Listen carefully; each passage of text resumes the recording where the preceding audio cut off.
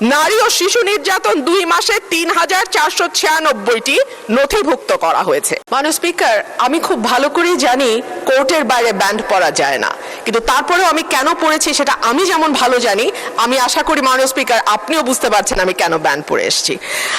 মাননীয় স্পিকার, স্বরাষ্ট্র মন্ত্রণালয়ের কাছে আমাদের এবারের বরাদ্দ তারা চেয়েছে 31,098,85,15,000 টাকা। মাননীয় স্পিকার, আমি একটু বিনীতভাবে কয়েকটা পরিসংখ্যানের দিকে আপনাদের দৃষ্টি আকর্ষণ করি। মার্চ এবং এপ্রিল মাসে সারা দেশে হত্যাকাণ্ড রেকর্ড করা হয় 605টি।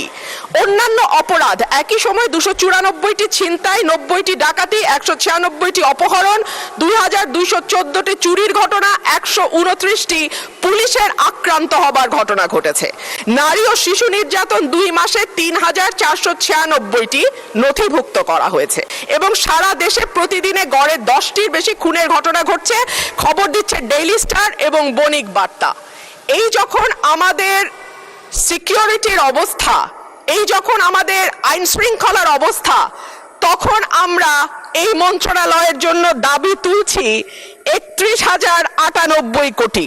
মাননীয় স্পিকার, পাশের থেকে আমার একজন সহকর্মী বলছেন এটা আরো বেশি হওয়া উচিত।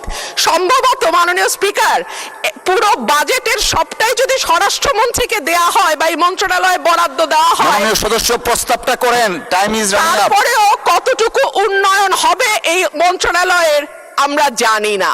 স্বরাষ্ট্রমন্ত্রী যখন বক্তব্য দেন সারা দেশ মুগ্ধ হয়ে শুনে।